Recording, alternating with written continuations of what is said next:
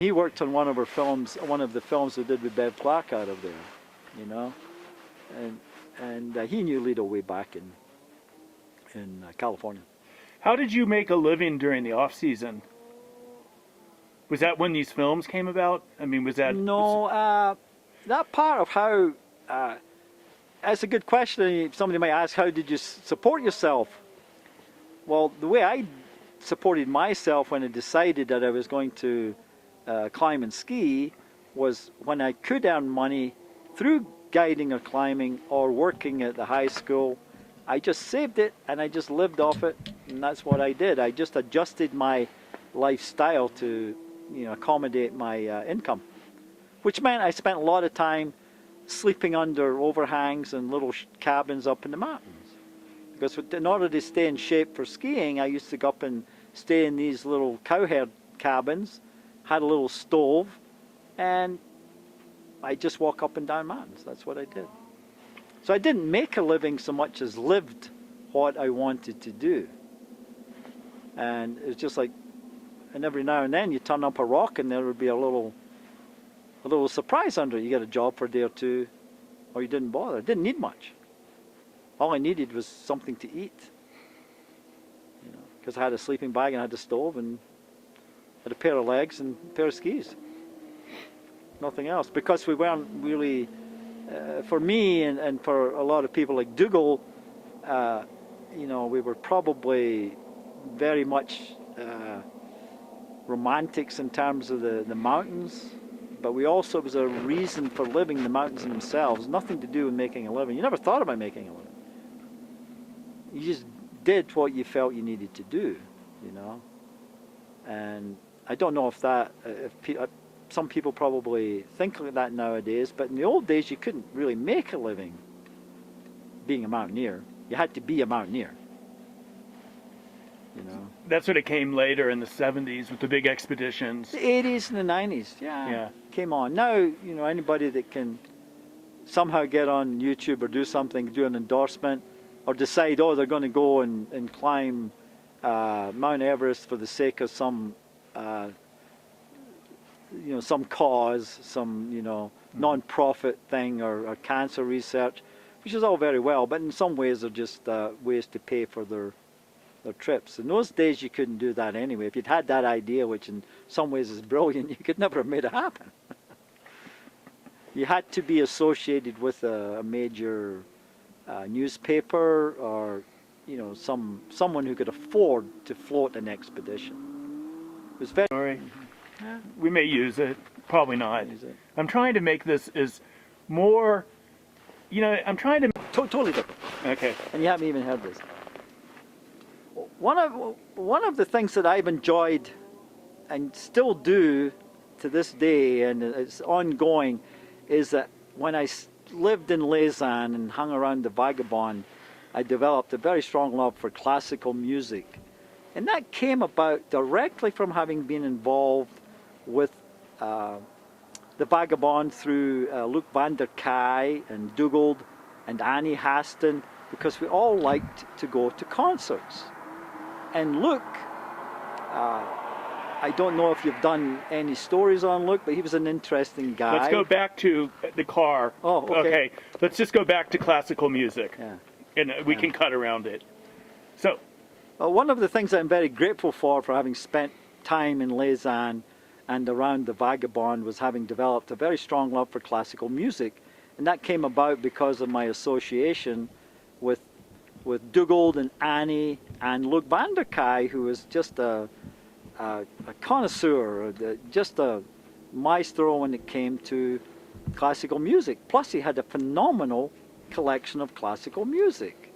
Also my friend Stuart, who lived next door to Dr. Emile de Bousman, who played the harpsichord, that really fired up my imagination, and I became very, very much a big fan of Bach and Beethoven and Wagner and Mahler, because that was also part of the essence of Lausanne. Lausanne, because of its early history as a sanatoria and people recuperating from all kinds of consumptive diseases and cancers, it was very much a stronghold of the chamber music.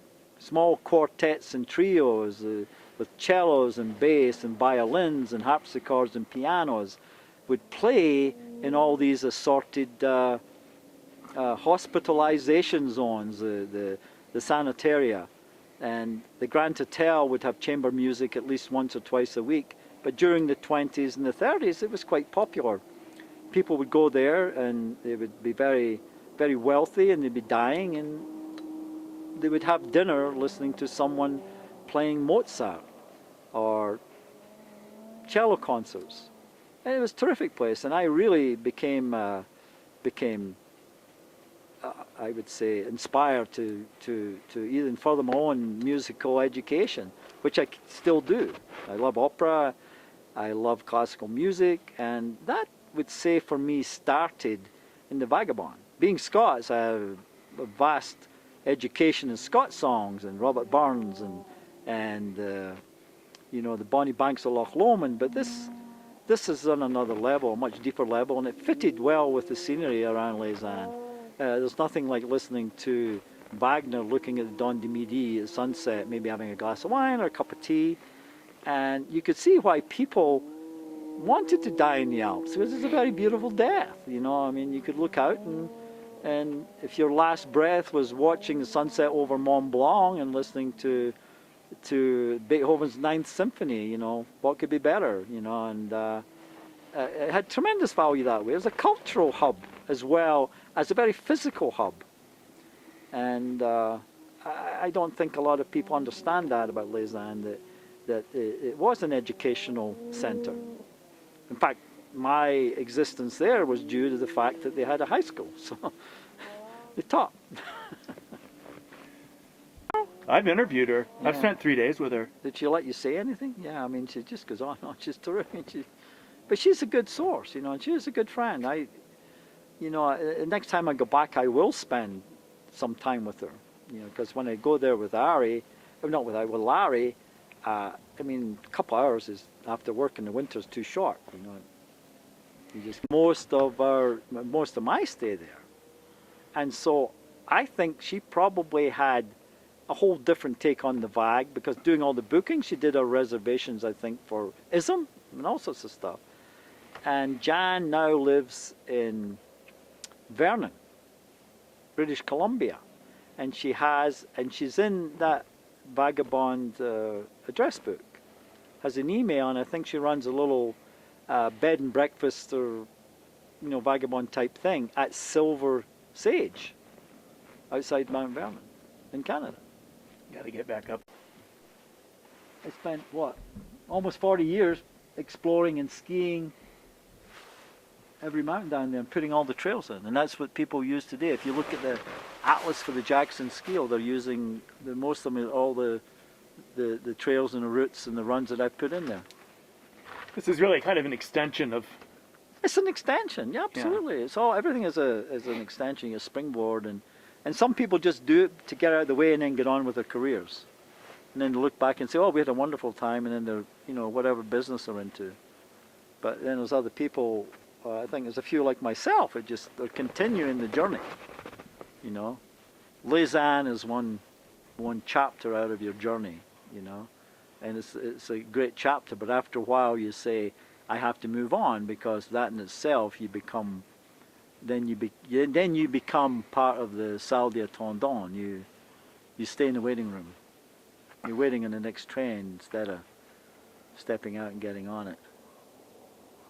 You know. And Mick Burke and Don Willens and I were working at the high school as proctors, dorm counselors. But a lot of the times we would go to the lower village. We wouldn't go to the farm. You know, we were there, but we'd go for a pint, go for a beer, and, you know, maybe chase the girls or something like that. And that's about it. It wasn't until we started really working through ISM that we spent a lot of time in the bag, you know. So it was good from that perspective. It was a quite quiet place, but it really started picking up, I think, by about the mid-60s, later on. Okay. You know. So there's a legendary story about you and the Vagabond that I keep hearing. regarding, I think, an Australian sheep herder. Was that it? No, he was. He worked in the bush. He was one of those guys that worked construction in the bush. You know, I'm trying to remember his name. I forget. What was his name? But anyway, this was a story that kind of touches on some of the type of people, the variety of the people that we got in the Vagabond. And as I worked at the high school, some of the kids and the college, part-time counseling at the college, are basically chasing the college guys out of the bars.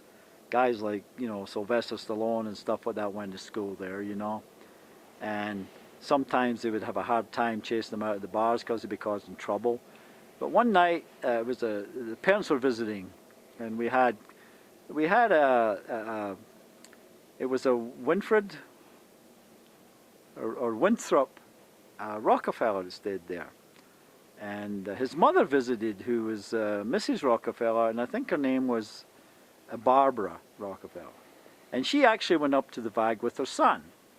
And she was sitting at a table with Dougal, Annie, and myself with her son, and she was sitting there, and we were ordering up drinks. And we were quite delighted to have such a prestigious person sitting there, the Vagabond in the bar, and I think Gary Phillips was the barman, and we were drinking away, and here was this, comes up to the bar, was this big kind of large guy whose name was Barney. And that was his name, Big Barney. And he was a kind of a rough diamond Australian who had worked out in the bush. Whatever he did, I don't know, but it was supposed to be rough work. Maybe driving truck, heavy equipment. But anyway, he started cursing and swearing, and his language was pretty foul even for the Vagabond. And this kind of got to me. And I went up to him and I said, "Excuse me, would you mind? We have a lady here and a son, and your language is just too coarse." So he kind of tells me where to go in no uncertain terms, in which case I says, "I think you need to leave." He says, "Who's going to make me?" So cut a long story short, we went outside and had a bit of a fight, of which he came out on the losing end of the battle, so to speak. So I kind of figure I went out and saved Mrs. Rockefeller's honor at the cost of being expelled from the Vagabond for a week. And I thought it was ironic because the only two people who had ever been barred from the Club Vagabond were Scotsmen. One was Stuart Fulton and the other one was me. It was only for a week. But I know I didn't start it, I just got involved in it. Wasn't Stuart banned permanently from the Vagabond Club? Yeah. Yeah. They allowed him back in once or twice, but he was pretty much banned. Just his behavior just wasn't suitable. I guess. Stuart would, as long as he didn't drink, he was fine. Then he got wild, you know. And that was his problem, he got too wild. But I kind of remember that quite clearly, and I was never even really that drunk or anything about it. It was just unfortunate because he got hurt. Barney got hurt. But he tried to hurt me. So anyway, water under the bridge.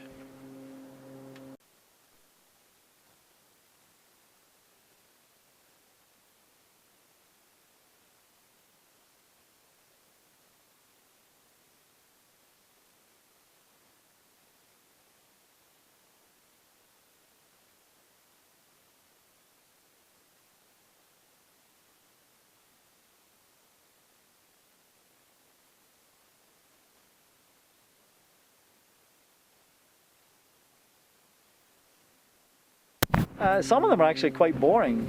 Some of them actually catch people's imaginations, you know. But they're equally as competent, you know. But some of them don't quite stir other people's imaginations as much. You know, maybe not quite enigmatic. You know, in fact, some of the best climbers I know, if they were in a crowded room, you wouldn't even know they were there. You know, but incredibly determined, tough individuals. Tenacity, you know, good vision, and I think that's always been a thing about climbing. Who like Hollywood, who makes the front page. And of course, some people get more publicity than others. That's part of it too. But in climbing communities, I think when you're around a long time, there's not much room for stardom. I mean, like a lot of my friends aren't here anymore. They're gone. You know. The memories you have are the memories you had with them when you climbed and stuff like that. But they're very dear. But you can't put them, on a pedestal and worship them or whatever, which some people tend to do, a lot of athletes, I don't think that I wanted that either. They weren't like that. All right. Enjoyed life. I'm gonna just follow you down the stairs here with this. I'll fold my chair up and take it Yeah. down.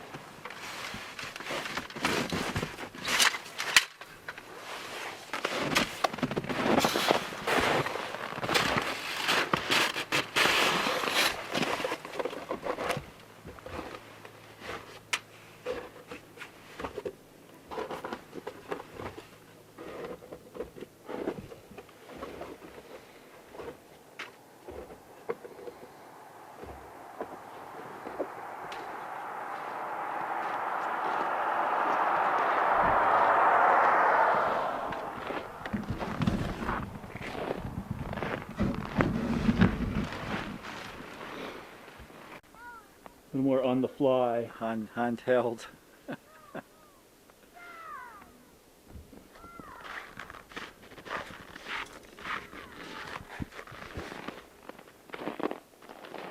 Let's get that tripod. Pieces as I went along.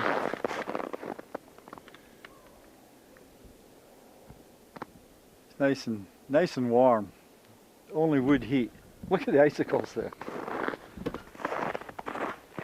Actually, I could move your tripod and then you could just take a shot of the icicles. That's Yeah. pretty good there. Move it back behind the truck.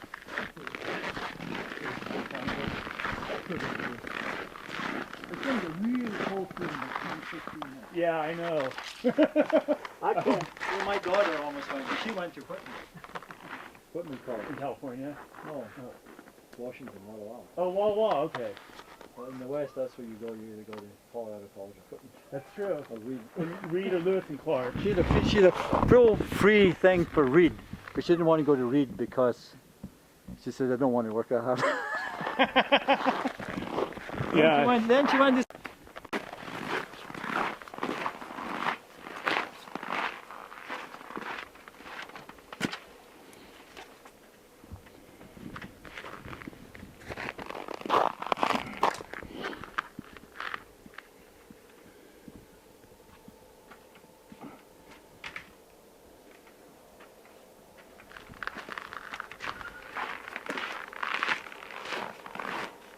This is what we do now, skiing the Tetons.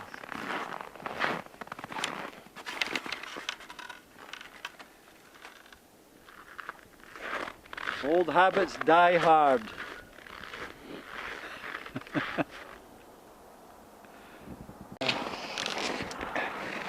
And then the other summer was kind of a clandestine type thing. Yeah. So. Yeah, because those guys, I got to go and have a meeting with Tom Turiano and try to. We've got to go over some of the same thing and straighten out his guidebook. He came here and he wrote a guidebook on climbing in the Tetons. Mm-hmm. And it's pretty good in skiing, the ski history of the Tetons.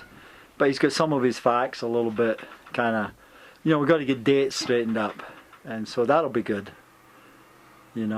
working on that. I'll put these over here with other boards. Is the light okay in here? Yeah. Come on over, Larry. Got your skis. There we go. Not focusing for me. No. There we go. Is it cold? Yeah, well, the camera, Yeah. cold doesn't affect it, humidity does. Yeah. Yeah. Get some of your mess here. Yeah. And my wood pile. I don't know if you pick that up. So that'll get me through.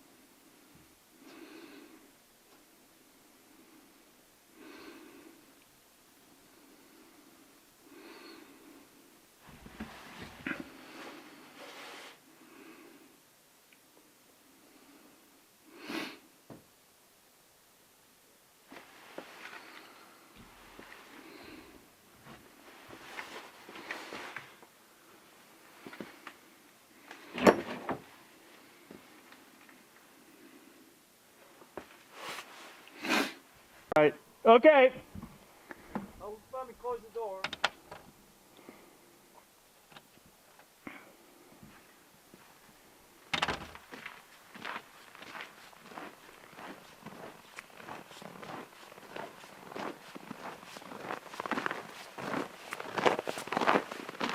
Is that what you want? Yeah, that'll work. You know, heat or something through it, you know, flush the tank out a little bit and it would probably run. In fact, I don't know what to do with it. A friend of mine wants to build a log house, so I might just give it to him. The world basically is that we basically have to inure ourselves to tragedy, because that's what you're going to be seeing more and more, especially with you know, rising waters, global warming, Bangladesh. The tragedy of Bangladesh will be watching just people dying.